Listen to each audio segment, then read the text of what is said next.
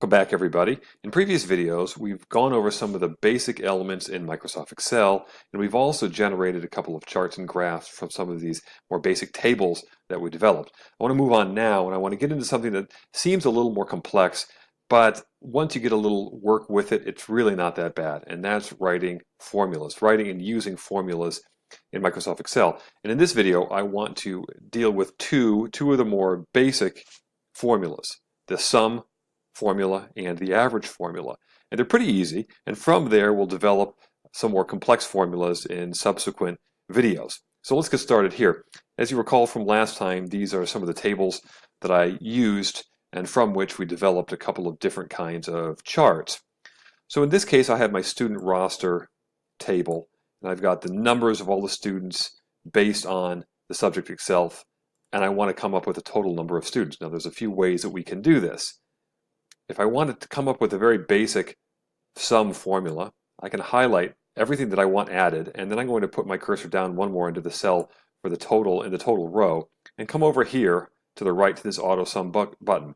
When I click on this, lo and behold, we have a very, very quick addition done. Now, when I click on the cell itself, 107 isn't what appears here because technically 107 is not in that cell. This is the formula that we just created. So the formula is broken up with this equal sign, which always tells Excel this is a formula. And then we have this portion here called the function. And then right here, we have this range, which is called the argument. And so sum means we're actually adding something together. And the argument, B2 colon B6, indicates what we're actually going to be adding together. Now there's a variety of ways to do this. One of them was that auto sum where I highlighted everything first. If I didn't do that first and I just clicked here and then went to auto sum, something is going to happen first. It's Excel assuming that I want to add all those numbers together. They're going to highlight it and you see the line kind of the blinking line around it. And if this is correct, if this is the correct argument that I want, I would click enter and lo and behold, it's right there. I can also actually write the formula myself if I want to. And you get to learn to do this a little bit more the more you get involved in these kinds of formulas. So an equal sign, remember, is always what you start with. And then I'm going to put my function in. And then in parentheses, I'm going to put in my argument, which is going to be B2 colon B6. And I'm going to close my parentheses and hit enter. Same thing happens. So there's three different ways to put together this very, very basic but very, very important formula. Let's move on to another one here. We're going to go on to an average here. So you remember this from last time. This is the chart from, or the table from which we developed this chart. And I want to put in each student's average grade. So we have these 5 different subjects that they're taking. And so for each student, I want an overall grade, a general kind of average of that. Now, again, same thing applies. I'm going to highlight these, and I'm going to go over one more into the overall grade column. Over here, I'm going to use the drop-down arrow, and I'm going to select average.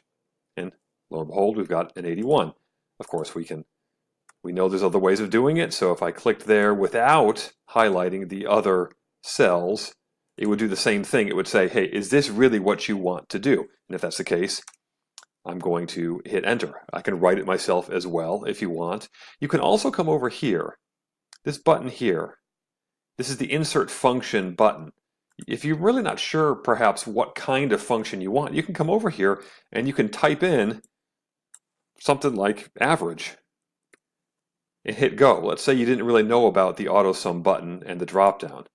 If I click on there, there's a lot of different kind of average formulas that I can choose, but that's another way to find it if you want. And as you get into more complex formulas, this is a really, really great feature to know about, so that it really will help you if you're looking for something a little bit more complex.